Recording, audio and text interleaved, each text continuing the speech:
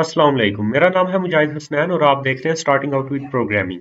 इस लेक्चर के अंदर हम डिस्कस करेंगे project management in context of IT.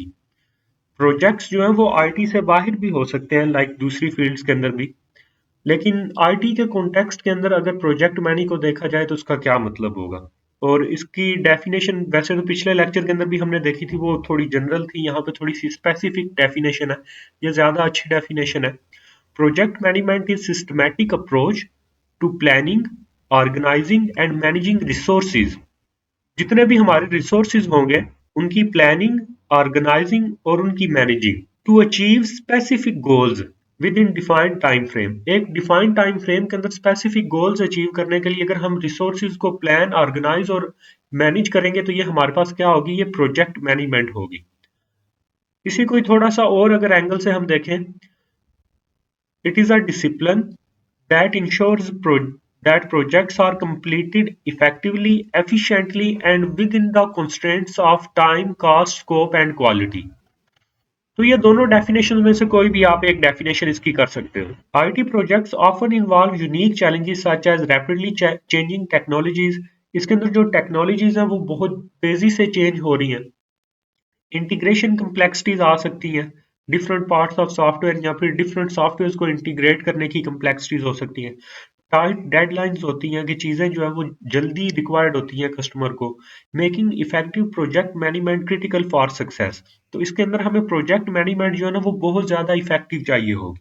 अब प्रोजेक्ट मैनेजमेंट को जो है ना आईटी के कॉन्टेक्स्ट के अंदर समझने के लिए हम तीन चीज़ें देखेंगे। क्लासिफिकेशन ऑफ प्रोजेक्ट्स देखेंगे, डाइवर्सिटी इन प्रोजेक्ट देखेंगे और आईटी प्रोजेक्ट टीम जो है ना, ये तीन चीजें हम देखेंगे। अब सबसे पहले क्लासिफिकेशन जो है ना वो तीन कैटेगरीज के अंदर होगी। एक तो ये कि स्मॉल प्रोजेक्ट्स हो सकते हैं, मीडियम हो सकते हैं या फिर लार्ज हो सकते हैं।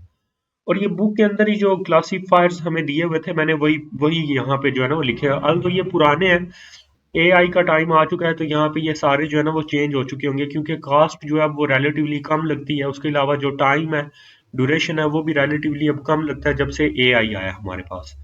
तो अगर कास्ट के लिहाज से देखें तो उसका कहना है कि अगर $10,000 से लेस का प्रोजेक्ट है तो वो स्मॉलर होगा। अगर जो है वो अगर $50,000 से कम का प्रोजेक्ट है तो वो मीडियम होगा, और अगर जो है वो $50,000 से ज्यादा का प्रोजेक्ट है तो वो लार्जर प्रोजेक्ट होगा। ड्यूरेशन के लिए 3 मंथ से लेस का प्रोजेक्ट स्मॉलर, 18 मंथ्स वाला मीडियम और 18 मंथ से ज्यादा वाला लार्जर होगा।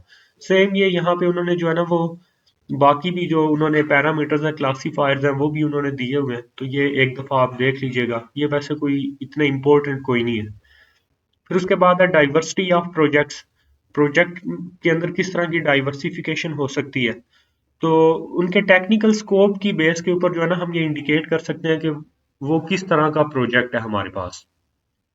नेटवर्क इंफ्रास्ट्रक्चर के ऊपर बेस कर सकता है, साइबर सिक्योरिटी से रिलेट कर सकता है, क्लाउड कंप्यूटिंग से रिलेट कर सकता है, एआई या मशीन लर्निंग से कर सकता है।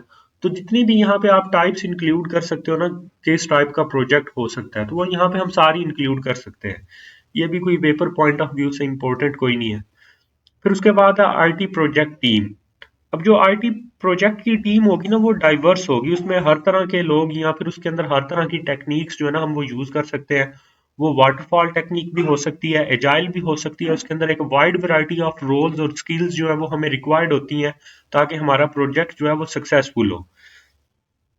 अब बुक के अंदर जो है ना वाटरफॉल प्रोजेक्ट टीम के बारे में लिखा गया था कि जो वाटरफॉल प्रोजेक्ट टीम है उसके अंदर एक तो हमारे पास स्पॉन्सर होगा, एक हमारे पास जो है वो प्रोजेक्ट मैनेजर होगा, फिर उसके अलावा स्पॉन्सर मैंने 2 दफा लिख दिया, फिर उसके अलावा हमारे पास टेक्निकल लीड्स होंगी, वर्किंग मेंबर्स होंगे, और उसके अलावा जो है ना आइडेंटिफाइड यूजर ग्रुप्स होंगे।